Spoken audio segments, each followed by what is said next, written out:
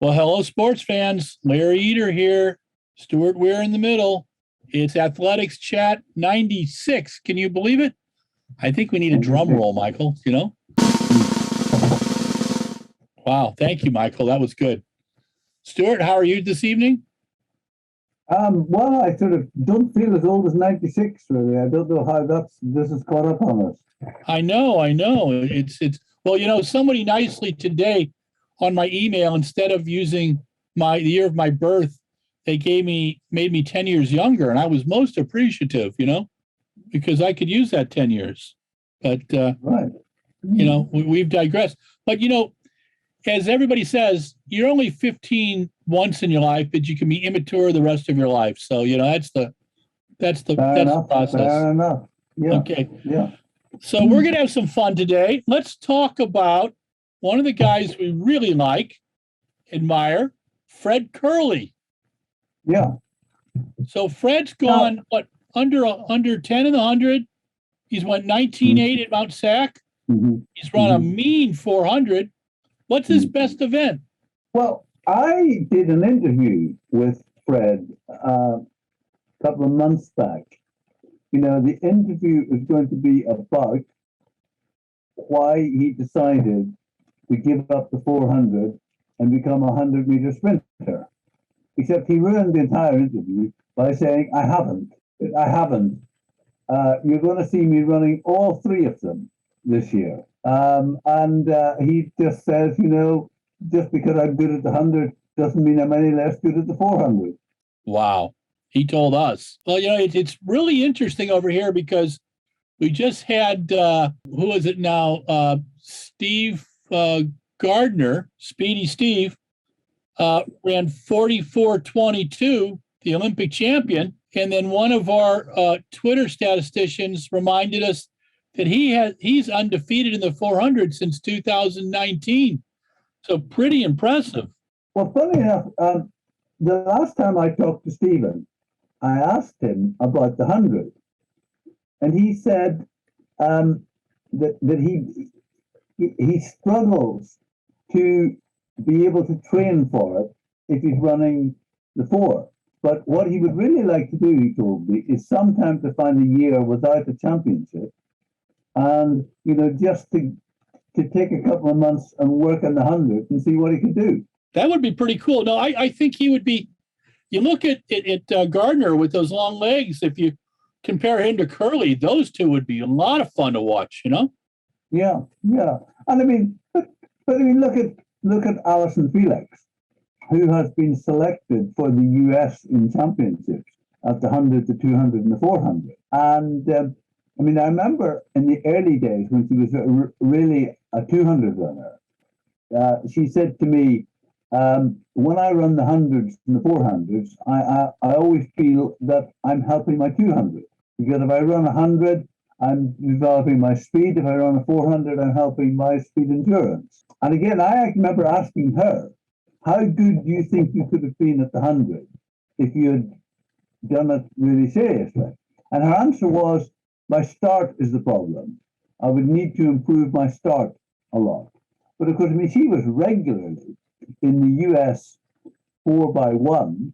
I would have said, even though she wasn't one of the 4 fastest, just because of her ability to run relays and to run bends. No, her turn running in the 4x1 was frightening. And she just ran a 22.4 opener this weekend. So pretty impressive, you know. Which is apparently more or less the same as she ran 19 years ago. Can you believe it? 19 years ago. Pretty amazing. I think the sprints are going crazy this season on the men and women's side. And one of our favorites, Shelly Ann, was defeated over the 200 this week, although I'm not much worried about that. I mean, she's just opening her season. She's got a lot more to go. She also keeps saying when I ask her that she's still learning how to run the 200. And I say, I think you were once world champion at it. Are you still learning it? And she says, yeah, I think I am. I'm still learning it. I remember one year, I think it was about 2015, I was at the pre-meet. Shelly-Ann was not happy with her fitness yet. And I was talking with her, and because the pre's early season, it's that end of May, Memorial Day in the U.S. And I said, well, how are you going to deal with that? And she goes, well, I'm going to get in 5 or 6 races in the next few weeks. She goes, I need to, race a little bit. And I always found that very refreshing because I don't think that, I know you get a lot of skills in working out, but I'm one of those people who believe you need to race a lot, especially if you're a sprinter. And so last week we heard about the men's 100 meters in pre, and I will go on the record as saying it may be the finest men's 100 field that we have seen in a long, long time. And there's still some people missing. You've got Christian Coleman, you've got Andre DeGrasse, you've got Fred Curley, you've got Marvin Bracey, Noah Lyles, Ronnie Baker, and Marcel Jacobs, and I think, and Kenny Bednarik. And they didn't include Ferdinand Omanyala, who I think should be in there, but I think, do you think Marcel can take all of them on? Well, if we rewind and look at last year, if we'd been having this conversation exactly a year ago, I don't think either of us, for all our great ability to predict the future, would have seen Marcel Jacobs and Fred Curley in the medals in Tokyo. So Marcel keeps doing it. He won the world indoor, he won the European indoor last year, and he won the Olympics. You can say, oh well, perhaps not everyone was there, and perhaps this and perhaps that, but he was there and he won the races. He beat everyone who was against him. So yeah, I mean, I certainly wouldn't say that he can't do it. Whether he will do it, I mean, Fred Curley told me that he's the best, and I mean, Fred certainly believes that, and I wouldn't be surprised if he did it. And I mean, Christian Coleman is, I think that will get better and better as the season goes on. Yeah, I do too.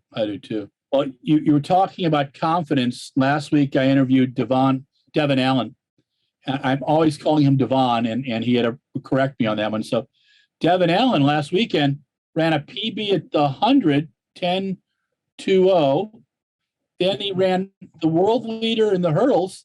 Then he came back and ran a very fast 200 as well, all within a time of about 90 minutes. And when we interviewed Devin, I will tell you, I think he may be the most confident athlete I've ever spoken with. And it wasn't bragging. That was the thing. We talked to him about what he really wanted to do, and he wants to play American football in the fall, wants to get in shape in the springtime, and then run, track in the spring. And he said, yeah, I'd love to win the Super Bowl and then come back and win a world championships or Olympics. And, that's where that guy's brain is. I spoke to him in Lausanne last year and was very impressed with him. Yeah, no, he's a good guy.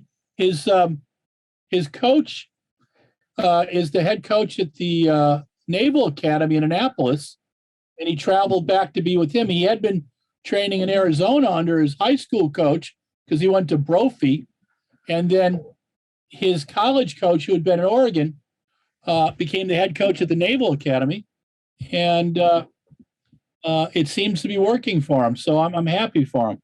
He's a good.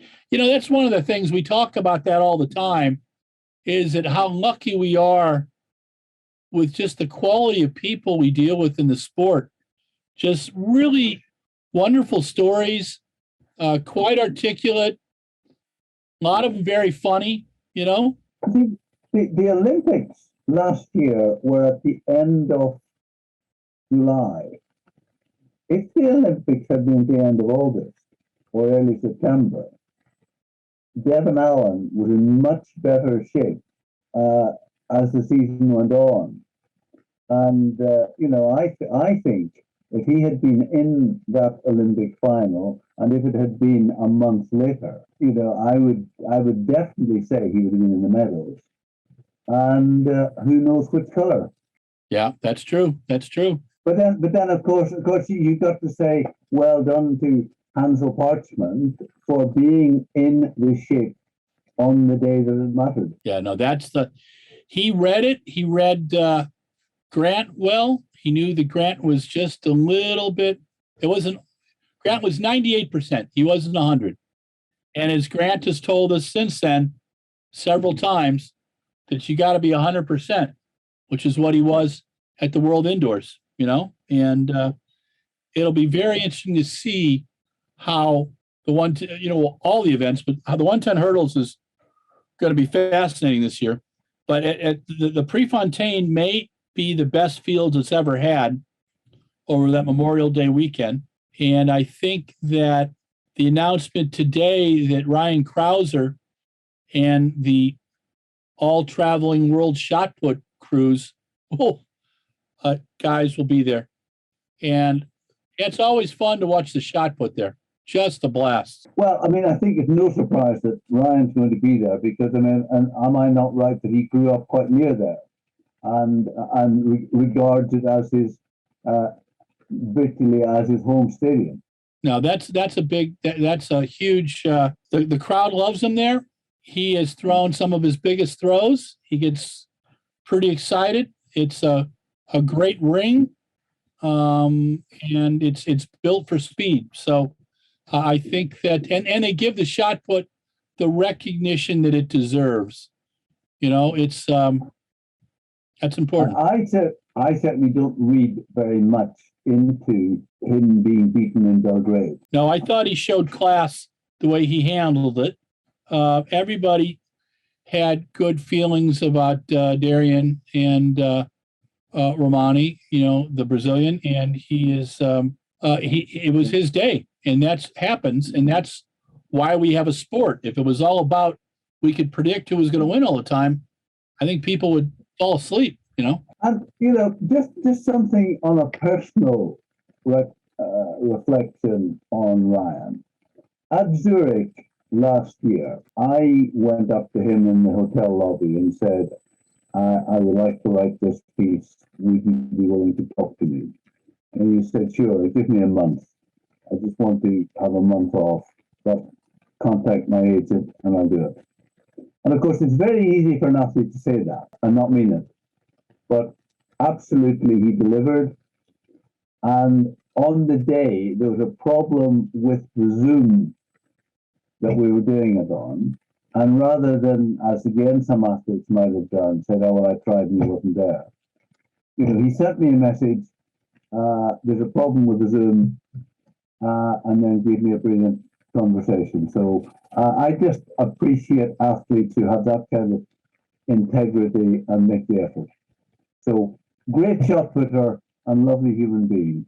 No, he's also a very fine largemouth bass fisherman too. So, got to respect that as well. Yeah, do you think Sepco would be open to introducing that into the program? That you have to catch a fish and then throw the shot? Well, they do that in Prix du Chien, Wisconsin.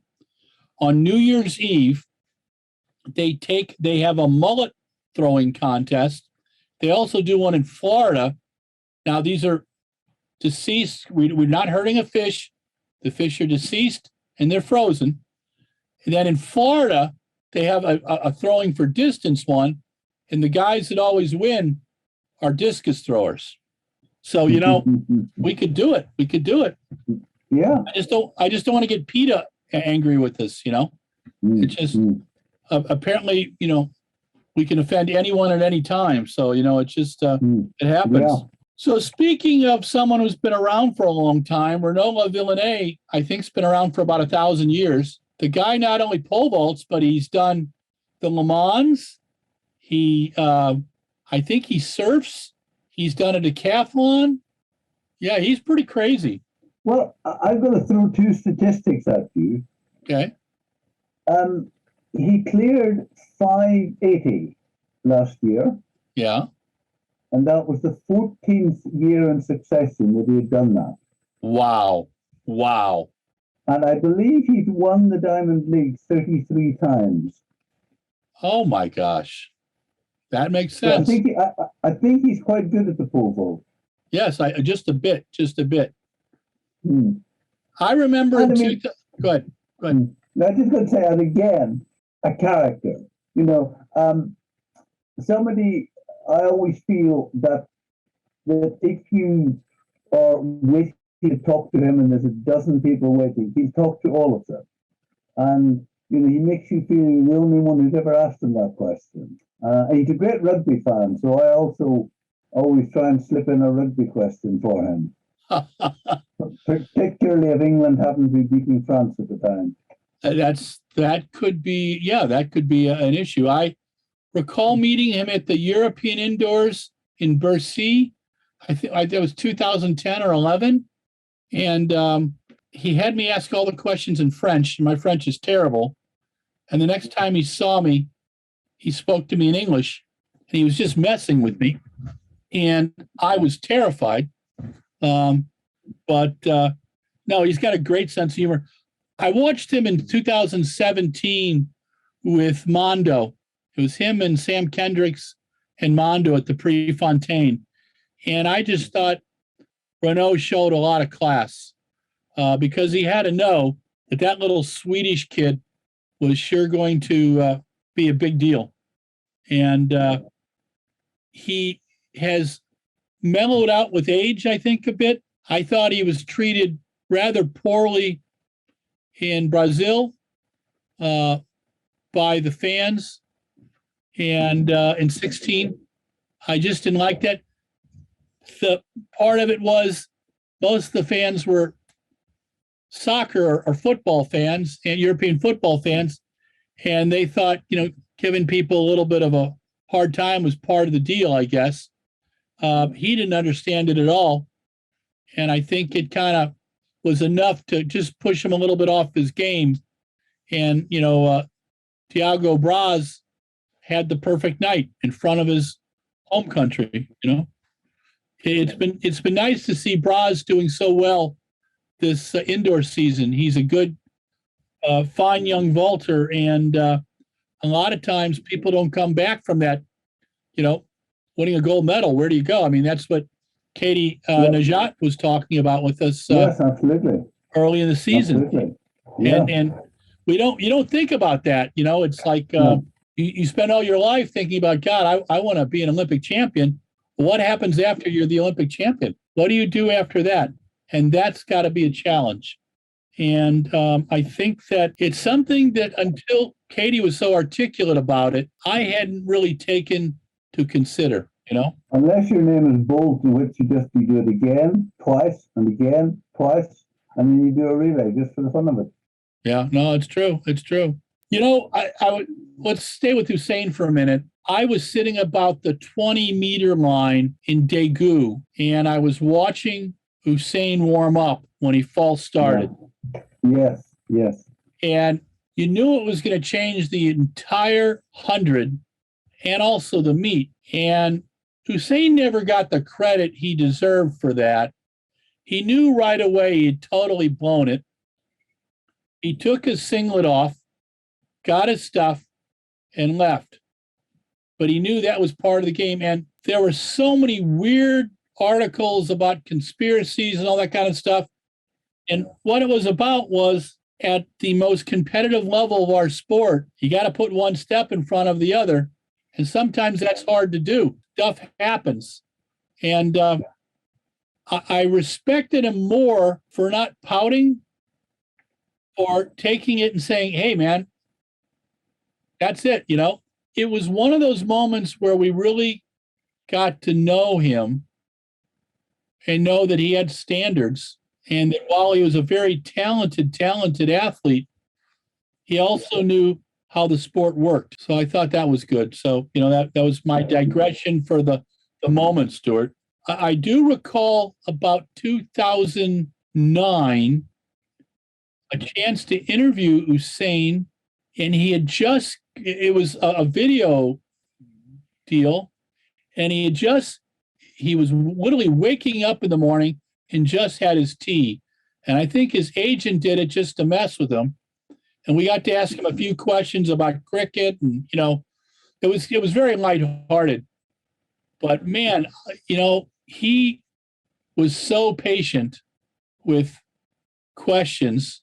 I remember again in 2013 in Moscow, some of the questions asked at the presser for him, and he looked over at Johan Blake and just went, like, where do these questions come from? And you knew every once in a while he had to reach his limit. What's the funniest interview? What was the funniest interview you've ever done? One that made you crack up the most? That's a good question. I think I need to think about that. Nothing instantly comes to mind. I mean, we talked from time to time about Valerie Adams being very entertaining, and you talked about Usain sort of thinking, what a stupid question. Well, Valerie doesn't think what a stupid question. She tells the person who asked it that it's a stupid question. Yes.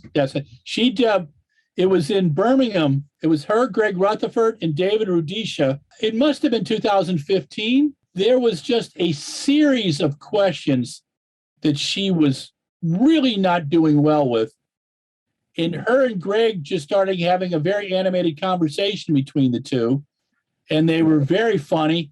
And David Rudisha just couldn't stop laughing. I found that very entertaining. But they've got to do stuff once in a while to keep their sanity, In terms of a one-liner, Greg Rutherford was simultaneously the Olympic, World, European, Commonwealth champion. But he always felt that he never quite got the credit that he deserved. So when he won the European in 2014, he came into the mixed zone, looked at the group of athletics writers and says, well, chaps, I seem to have flipped it again. Yeah, I think the first time I got to really observe him would have been the Hengelo meeting in 2011. And I went back in 12, and he was competing pretty darn well, obviously. He had a really nice build-up for London. And gosh, that had to be that night with Jessica Ennis, Mo, and Greg was phenomenal for British fans. Everybody was there. They all had the chance to beat Greg, and they couldn't put it together. And that's part of the game, Didn't you tell me one time that Dan Foff said something about that? Dan told me that on 2012 Olympic final, that he thought that Greg was possibly the fifth or sixth best long jumper in the final, but he was the one who worked out what the wind was doing and how to deal with it. That's all part of the skill. If you want to say something about it. And of course, I saw quite a lot of Greg in Tokyo, that he was working for Eurosport. Oh, really? How does he enjoy doing the TV? I think so. Doing interviews he was probably about, his position was about 20 yards from where I was sitting. And so we had various chats, at times during the weeks. And of course, he tried and failed to make the British bobsleigh team for the Winter Olympics. Just it didn't quite happen for him. You're talking about that level of confidence, what it takes to make an athlete at that level. And I remember watching Mo Farah at the Prefontaine, and I believe it was in 2011, before Daegu, where he was dawdling around the back of the pack, seemed a little bored till halfway, and then kind of did his thing. And that became his MO. And he had a level of intimidation which isn't something I don't think he tried. It was just, if he was there with 1,000 meters to go and he was fit.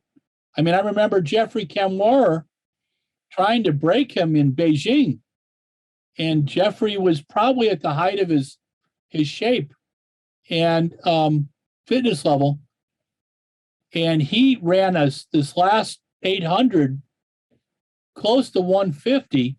It gave Mo everything that he needed, you know.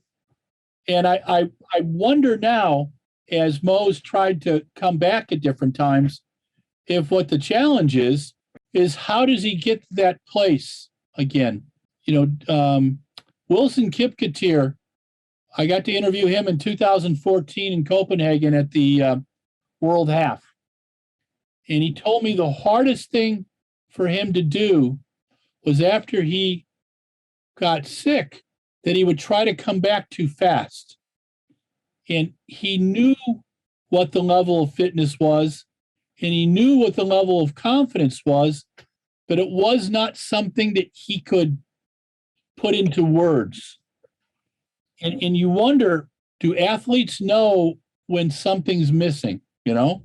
And there's I remember watching a conversation, the 1972 bronze medalist Ian Stewart and a sports psychologist who was working with a group of the Oregon Project athletes.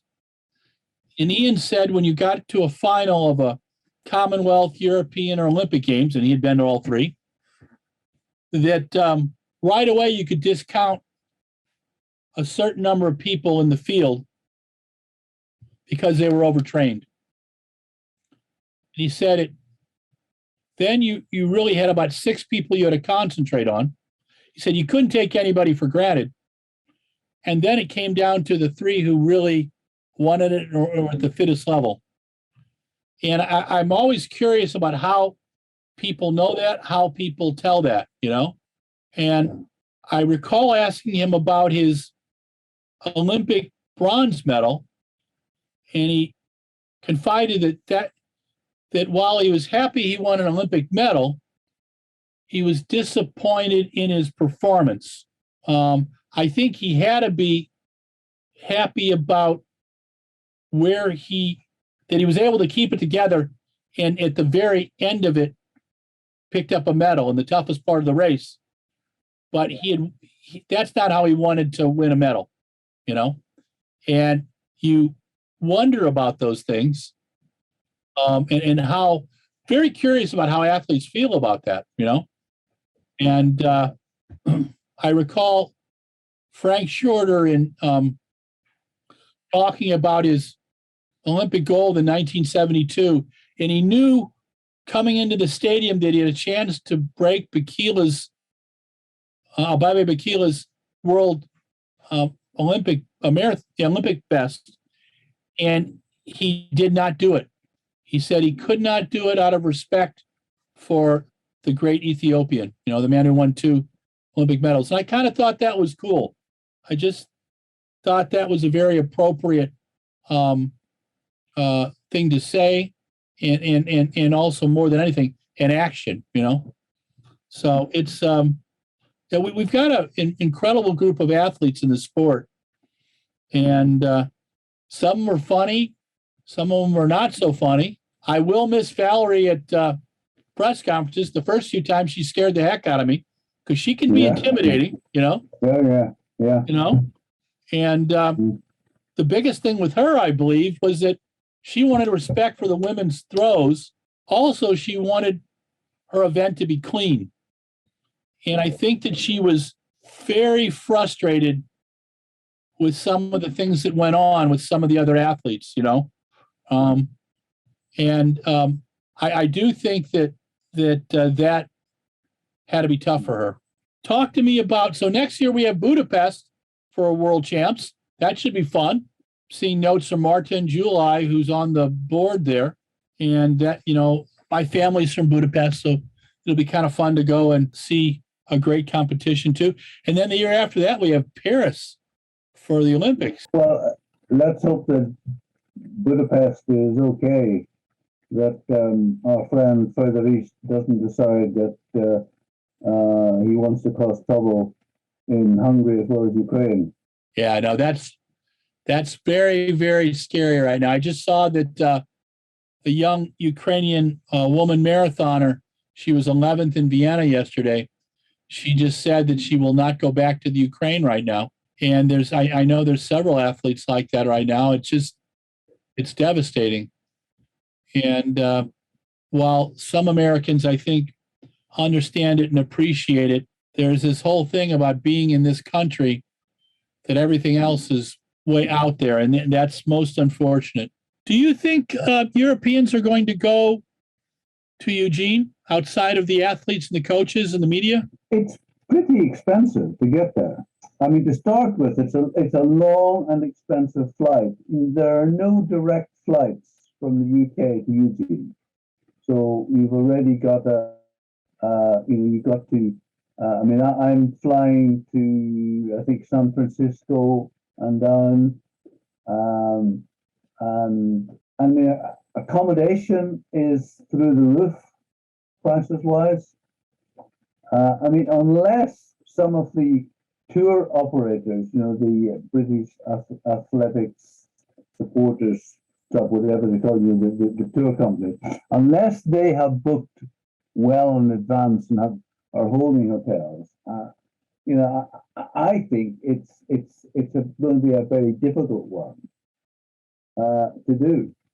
And I mean, I'm staying on the campus in fairly basic student accommodation, and I'm paying significantly more than I was paying, say, in Doha in a really nice hotel. Yeah, no, I was thinking about that. That's true, because we've got an Airbnb about a 10-minute walk from the stadium. When my son and I went over to Doha, they put us in a really nice hotel, and we had lovely meals, and I paid less for that than I will for this. Yeah. No, it's going to be. I mean, I love Eugene, but I think right now for some reason, the U.S. is doing everything in Eugene right now, and we've got this wonderful facility down in L.A. Mount SAC, the Hilmer Lodge Stadium, which could more than seat a World Championships or an Olympics.